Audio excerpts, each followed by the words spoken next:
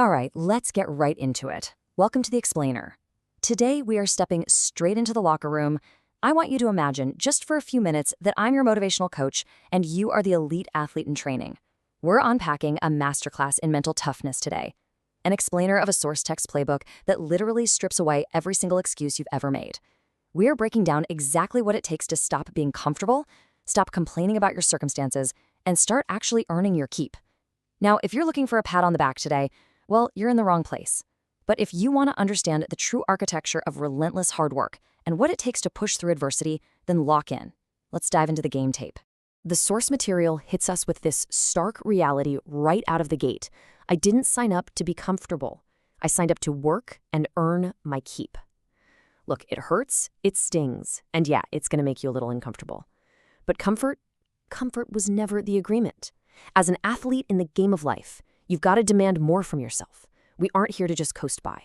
We are here to earn our place through relentless, uncompromising hard work. That brings us to Section 1, the philosophy of work, earning your keep. Now, pulling this off requires a profound mindset shift, because every single day you face a choice. The source highlights that most people, they automatically choose the easy path. They don't want to work hard, they avoid pushing to that next level because they just want to stay complacent and cozy. But as someone striving for excellence, that absolutely cannot be you. You've got to take the hard path. You have to finally decide to step completely outside of your comfort zone, wake up, and do the heavy lifting that actually makes you stronger. The masses take the easy route, the elite choose the hard one. Moving right along to Section 2, the necessity of failure, or as we call it, embracing the suck. The text transitions into this really harsh truth. You simply cannot separate a true victory from profound struggle. Think about it. If it didn't suck and you didn't have to earn it the hard way, then whatever win you got was kind of worthless, right? We have to look at the suck as a mandatory phase. It's that difficult, deeply uncomfortable process of struggling, failing, and putting in the sweat equity. The source material is completely uncompromising here. There is absolutely nothing you can legitimately call a victory if you haven't first experienced a loss. Normalizing that pain is step 1. When you face that brutal friction, you have to realize that the friction is exactly what builds your value. So when those difficult circumstances arrive, and trust me, they absolutely will, what's the protocol? Well, the text gives us a very direct, no-nonsense command. You just got to suck it up and get to work. Why on earth are you giving your circumstances so much power? Yes, it's difficult. Yes, it totally sucks. But you suck it up, you put your head down, you get to work, and you see your own true value emerge. Literally, no one can stop what is meant for you, unless you are the one standing in your own way. Which leads us perfectly into Section 3, application versus preparation, going to battle. The source material explicitly states that your life today is entirely about application. You can't just theorize about it. Let's look at the tactical steps for going to war in your day-to-day life. Number 1, you've got to apply yourself actively. You cannot just sit back on the bench and wait for success to miraculously tap you on the shoulder. Number 2, prepare for battle.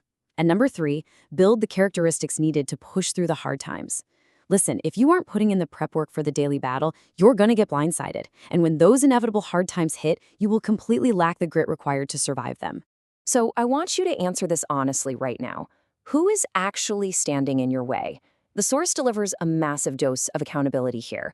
It says, if you aren't pushing to get better, if you get knocked down and refuse to get back up, that is on you. If you give up, you are the only one to blame. You've got to remember who you are. You are not your excuses, and you are not weak.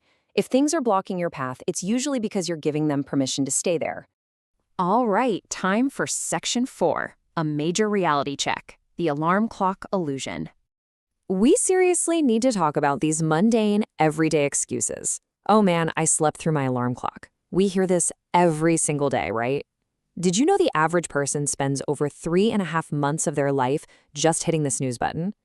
The source interrogates this so perfectly. What does your alarm clock actually have to do with you? Think about how completely insane it is that we let a cheap digital device dictate our drive, our discipline, and the entire trajectory of our day. Let's get this straight. Your alarm clock is not the reason you are breathing. It's not the reason you have a pulse, and it is definitely not the reason you have the opportunity to chase your goals right now. We've got to strip away this reliance on external prompts. The real reason to move, to physically launch yourself out of bed, is the life, the breath, and the raw hunger that is already burning inside you. The text calls this out brilliantly. Depending on something else to get you out of bed just sucks. It sucks that you won't just stand up and be better.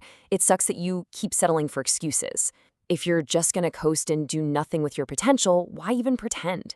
You must demand internal accountability. Your inner drive has to be so much louder than any external alarm clock.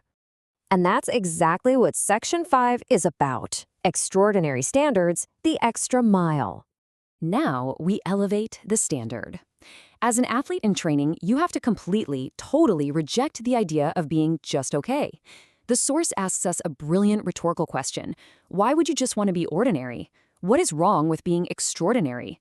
People love to stay exactly where they are, shrugging and saying, hey, this is just who I am and I'm fine with it. But ordinary doesn't win championships, folks. Ordinary does not leave a legacy. Are you hungry enough? Or are you just going to sit around and complain that life is too hard? Life doesn't suck. You just don't want to do the work to get stronger. So, how do we stop being ordinary? The text demands specific, extra-mile actions. We're talking about working just a little bit harder than the next guy, getting up just a little bit earlier, going into the gym and pushing that weight a little bit more intensely, eating cleaner, even loving the people around you a little bit better. What is wrong with doing any of that? You have this incredible opportunity to expand your horizons and refuse to be limited. You have to put the world on notice that you mean business. Because here is the harsh, undeniable truth. Laziness will not save you.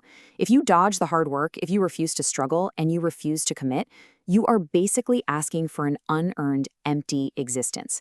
Nothing should be handed to you. Literally nothing worth having comes without a fight. The sacrifices you are making right now, make absolutely sure they count. We've made it to Section 6, the final charge, stand up. We are at the climax of this playbook now, and time is ticking. You cannot waste another second overthinking this. 1, you have one life. You get one chance. That is literally all you have. There are 0 guarantees in this world, so if you believe in what you're doing, you have to attack it. Do not waste this one precious chance being negative. Do not waste it making excuses, and do not waste it being weak. Your time is right now. So here are your final commands as we close out this training session. Number 1, keep your eyes open. Number 2, get up off that ground. Number 3, get up out of that bed. You must physically and mentally rise to the occasion. Don't be the person hiding in the shadows. Be the absolute best version of yourself. Stand up and absolutely refuse to lay down in defeat, no matter how hard adversity is hammering you. I want you to internalize this deeply. You are greater than your circumstances, and you are greater than your struggles. When you are pushing through brutal adversity, when people turn their backs on you, yet you are still there, still alive, still working, still swinging, do you have any idea how powerful that is? You become a massive source of inspiration, not just for yourself, but for everyone watching you. You don't always have to be the strongest. You don't always have to be the fastest. You just have to stay in the fight. And I'm going to leave you with this unforgettable affirmation straight from the source material. Say it out loud right now if you have to. I am ready to work. I am ready to push. I am ready to live. There is no struggle on this earth that you cannot handle. Remember, you didn't sign up to be comfortable. You signed up to earn your keep. So the very second this explainer ends, what is the very first hard thing you're going to do to earn your victory?